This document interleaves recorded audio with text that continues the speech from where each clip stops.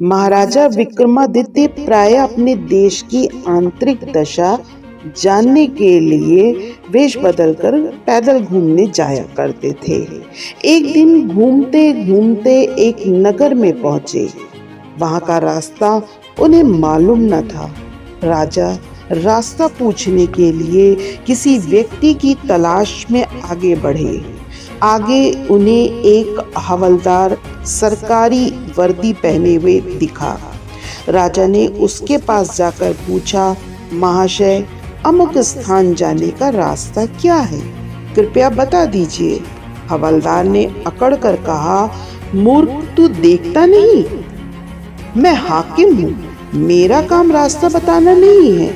चल हट, किसी दूसरे से पूछ। राजा ने नम्रता से पूछा, महोदय, यदि सरकारी आदमी भी किसी यात्री को रास्ता बता दे तो कोई हर्ज तो नहीं है। खैर, मैं किसी दूसरे से रास्ता पूछ लूंगा, पर इतना तो बता दीजिए कि आप किस पद पर हैं। हवलदार ने भौं चढ़ाते हुए कहा, तू अंधा है क्या? मेरी वर्दी को देखकर पहचानता नहीं कि मैं कौन हूँ? राजा ने कहा, शायद आप पुलिस के सिपाही हैं। उसने कहा, नहीं, उससे ऊंचा। राजा ने कहा, तब क्या आप नायक हैं? नहीं, उससे ऊंचा। राजा ने कहा, अच्छा, तो आप हवलदार हैं। हवलदार ने कहा, अब तू जान गया ना कि मैं कौन हूँ, पर ये तो बता, इतनी पूछताछ करने का तेरा क्या मतलब है, और तू कौन है? राजा ने कहा, मैं सरकारी आदमी हूँ। सिपाही की ऐंठ कुछ कम हुई। उसने पूछा, क्या तुम नायक हो? राजा ने कहा, नहीं, उससे ऊंचा। तब क्या तुम हवलदार हो? नहीं, उससे भी ऊंचा। तब उस हवलदार ने कहा, तो क्या दरोगा हो? नहीं। राजा ने कहा, उससे ऊंचा। अब तो हवलदार घबराने लगा। उसने पूछा, तब आप मंत्री जी हैं? राजा ने कहा, भाई, बस एक सीढ़ी और बाकी रह गई है।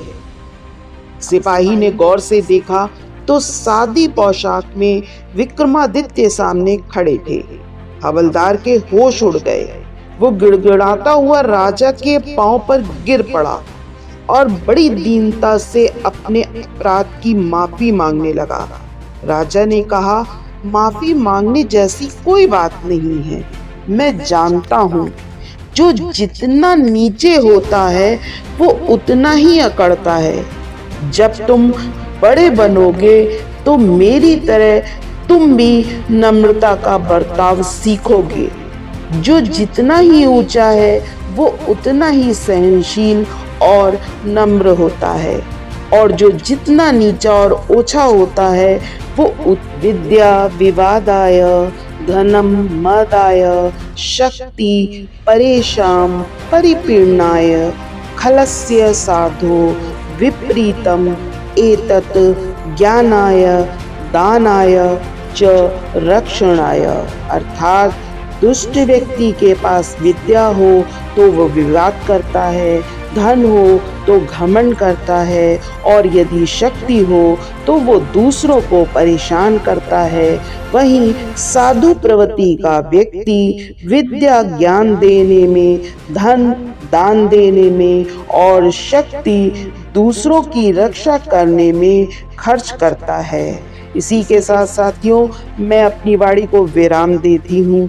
अगर आपको ऐसे ही ज्ञान अर्जन वीडियो और देखने हैं तो मेरे चैनल को सब्सक्राइब कर लीजिएगा, वीडियो को लाइक और शेयर कर दीजिएगा। इसके लिए आप सभी का धन्यवाद।